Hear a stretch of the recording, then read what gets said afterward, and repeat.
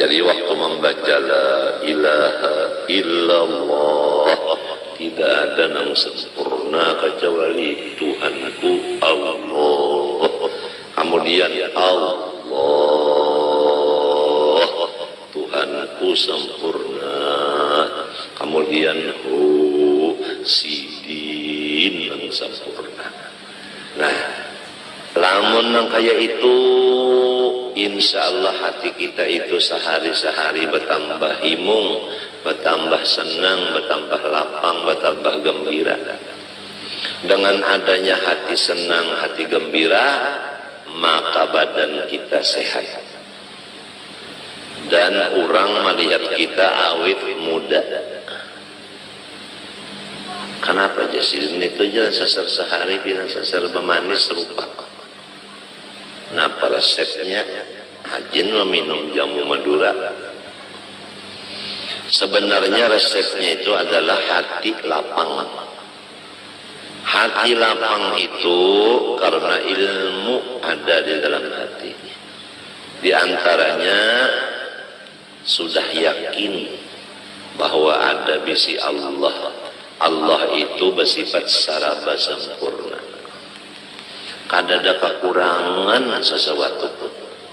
Dan yang bersifat sempurna ini milik bagi kita. Allahu Rabbi. Allah itu milik aku. Di samping itu apa-apa amalan yang diberi sudah oleh Abah dipakai. Di antaranya tarekat samaniyah. Diamalkan saban subuh lawan saban maghrib atau mbah asar. La ilaha illallah 166 kali. Allah 66 kali. Hu 77 kali. Aba ulangi la ilaha illallah 166 kali. Allah 66 kali. Hu 77 kali. Kemudian membaca wasiat sidin 4 kali berturut-turut. Allahumma ufir li ummati Sayyidina Muhammad. Allahumma arham ummata Sayyidina Muhammad. Allahumma astur ummata Sayyidina Muhammad.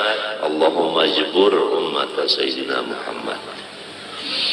Jadi tarekat samaniyahnya itu tadi diamalkan pagi sore, doanya pun 4 berturut-turut, sekurangnya limbah sembahyang subuh aja. Kalau bisa sore pun dibaca 2. Pertama, orang mengamalkan 2 macam itu tadi, tarekat samaniyah dan wasiatnya.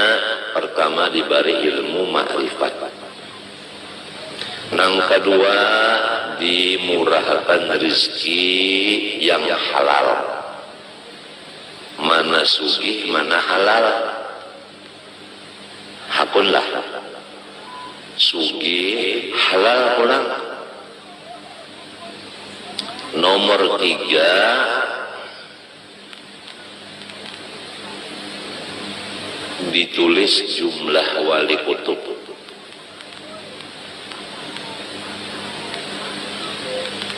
Jadi anak-anakku semuanya barilah waktu limbah subuh, limbah asar atau limbah subuh, limbah maghrib.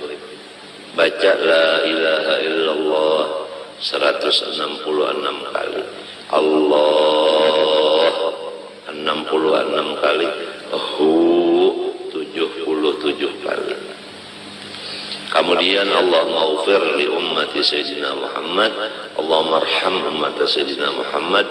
Allahumma astur ummata Sayyidina Muhammad. Allahumma jbur ummata Sayyidina Muhammad 4 kali berturut-turut. Tasbih jangan kada bisi. Kopi jangan kada minum sedikit barang. Dan yang lebih-lebih penting lagi, dirancaki duduk di majelis wali Allah.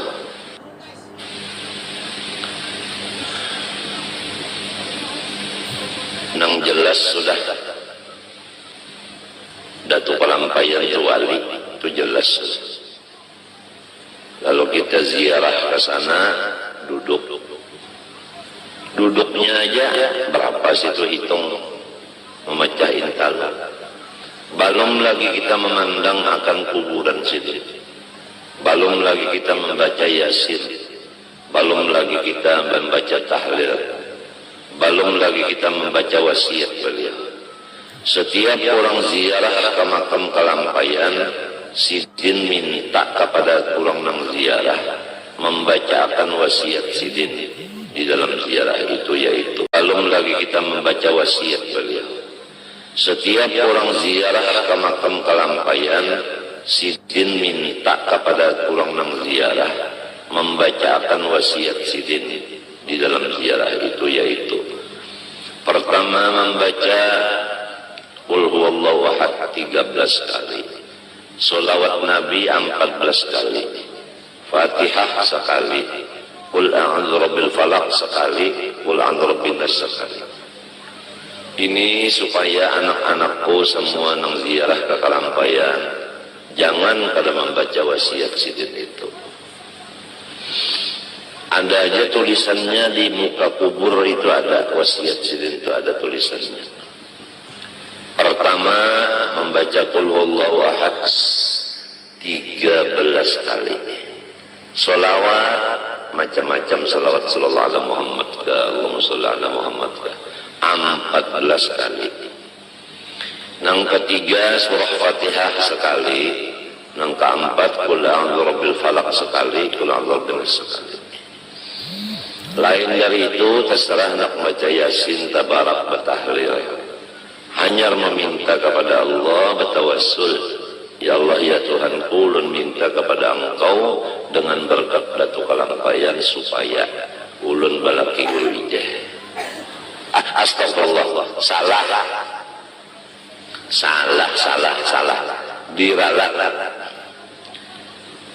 Mbak tuntung bacaan, ya Allah ya Tuhanku, ulun minta kepada sampian bertawassul dengan Batu Kalampayan supaya ulun guru ijai dapat bini pulang. Nah itu bujur, kada salah kada. Amin. Nah kadudi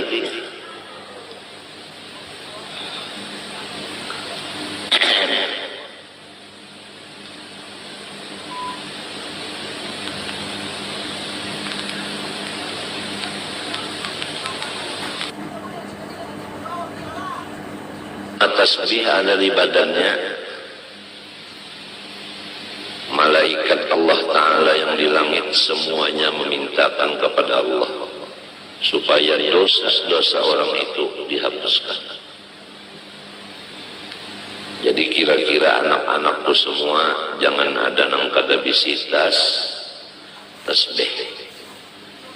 Jangan tasbih nang di dada itu aja 2 biji. Lawan nang di patangahan tasbihnya sebiji. Ada kalau di patangahan sebiji nang mencingi ada. Ndang rekah. Jadi ikam bisa tasbih berapa? Hah? 3 bujur sudah 100. Kalau abah bisa tasbih 2. Nah, terbanyak ikam bisa. Marilah tasbih sama-sama kita praktek supaya mencelang. Andai kata tasbih itu nang 33 kah, nang 100 kah lawan kepalanya ada di badan kita, senantiasa malaikat mintakan ampun kepada Allah Subhanahu wa Ta'ala atas dosa-dosa kita. Walaupun kada dikantek lawan tangan, asal ada di kantong. Ibaratan membawa jauh tasbih. Sebaliknya, lain nang 3 dari lain.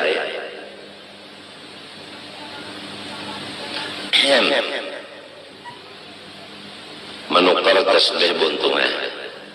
Nang murah-murah aja, jangan nang larang-larang. Asal ada bisi. apalagi kalau bisa mengambil ijazah tasbih lawan guru itu mengambil ijazah lawan gurunya sampai kepada Sayyidina Muhammad SAW, yang diantara fadilatnya ijazah tasbih itu masuk surga bi ghairi hisab. Limbah bangun dari kubur tengah dari dalam surganya aja. Kada tahu bapanas di padang mahsyar, kada tahu betiti siratal mustaqim, kada tahu betimbang, kada tahu berhisab. Pokoknya bangun di kubur ada di surga. Nah, itulah ijazah tasbih. Satu lagi ijazah bersalaman. Rasulullah bersabda, siapa bersalaman dengan aku dan sampai hari kiamat, jazah musafahah, saya masuk surga kada berhisab juga. Ada lagi yang semacamnya berasuk tangan, kalau bersalaman minta, rasuk tangan minta.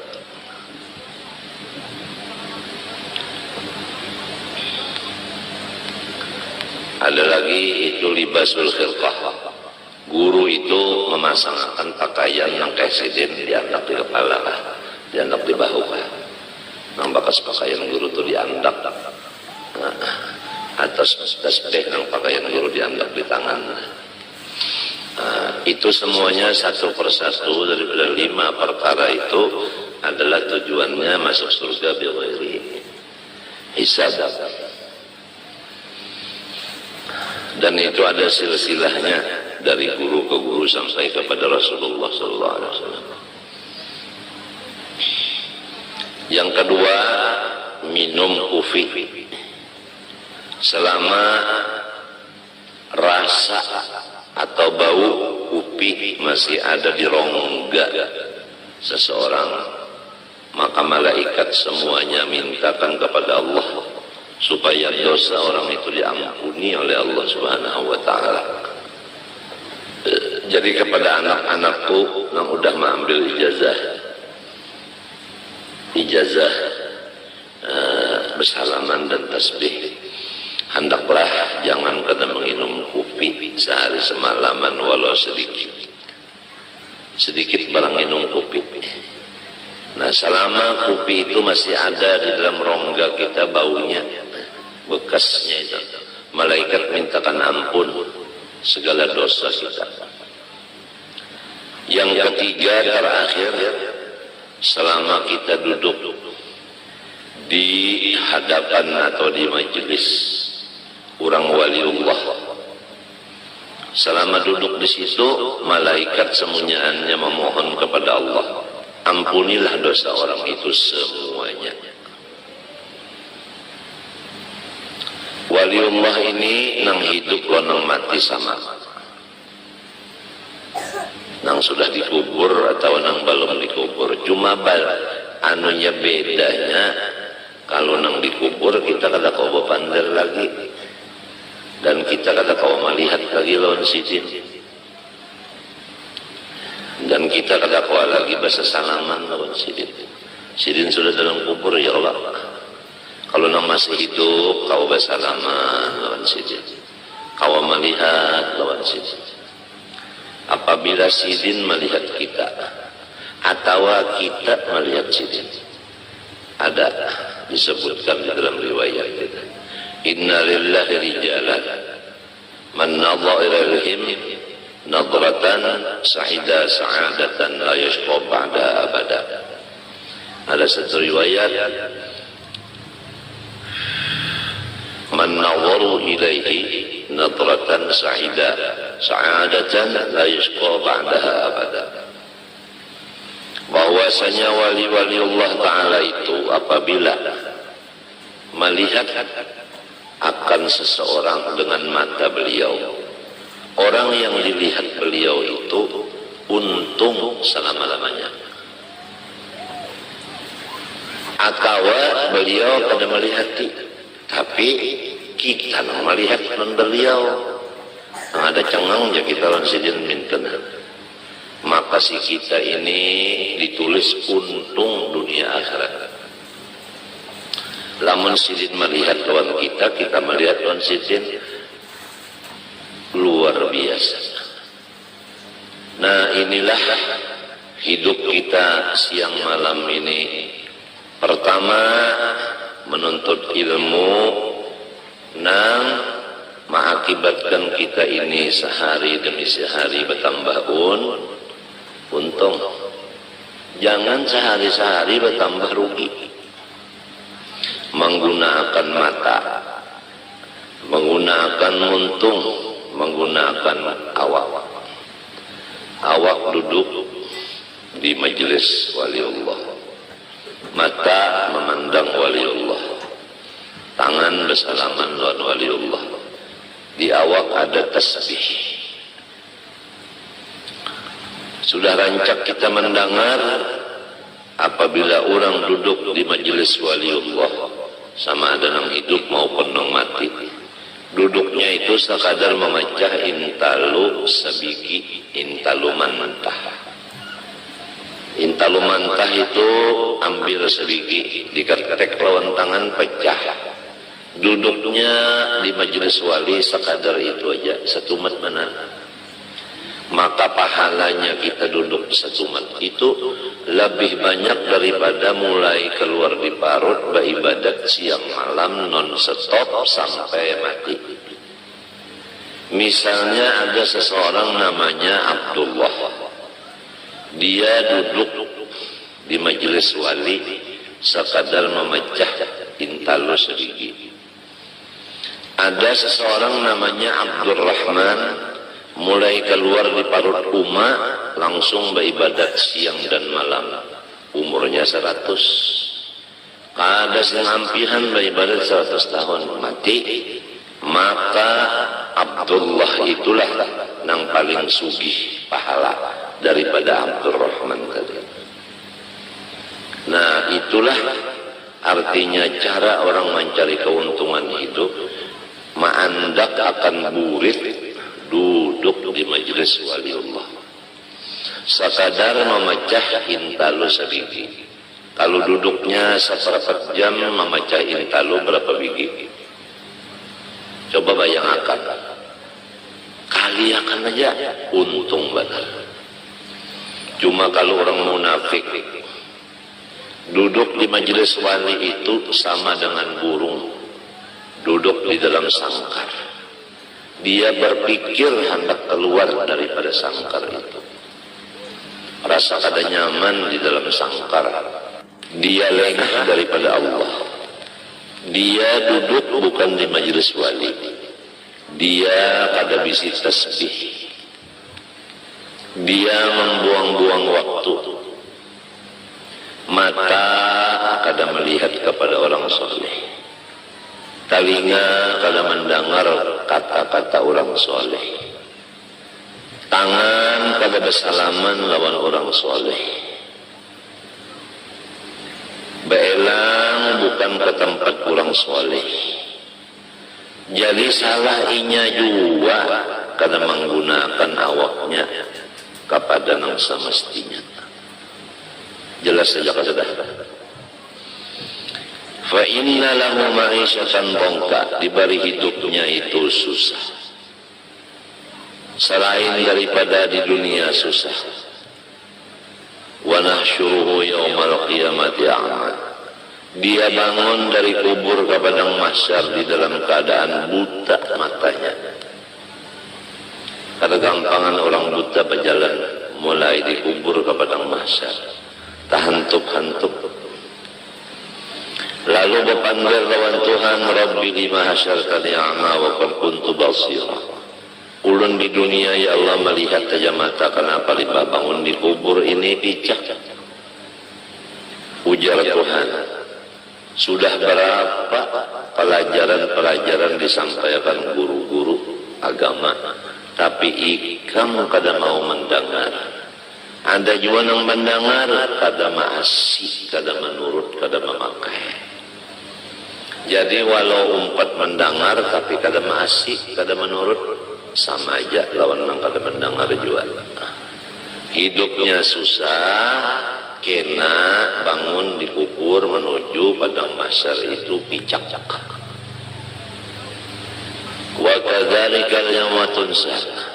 Karena demikianlah pada hari kiamat ini engkau tidak dilayani sama sekali, dibiarkan sama sekali oleh Tuhan. Ya Allah, kasihan. Jadi anak-anakku semua, taubatlah kita daripada segala kesalahan yang sudah lewat. Janganlah berjalan kecuali ke tempat orang soleh. Jangan bakawan kecuali orang yang soleh. Jangan melihat kecuali kepada orang soleh. Jangan ziarah kecuali ke rumah orang soleh. Dan jangan kada bisitas. Dan sehari semalaman jangan kada minum kopi walau sedikit. Di samping itu apa-apa amalan yang diberi sudah oleh Abah dipakai. Di antaranya tarekat samaniyah diamalkan saban subuh lawan saban maghrib atau mbah asar. La ilaha illallah 166 kali. Allah 66 kali. Hu 77 kali. Aba ulangi, la ilaha illallah 166 kali. Allah 66 kali. Hu 77 kali. Kemudian membaca wasiat sidin 4 kali berturut-turut. Allahumma ufir li ummati Sayyidina Muhammad, Allahumma arham ummata Sayyidina Muhammad, Allahumma astur ummata Sayyidina Muhammad, Allahumma jibur ummata Sayyidina Muhammad. Jadi tarekat samaniyahnya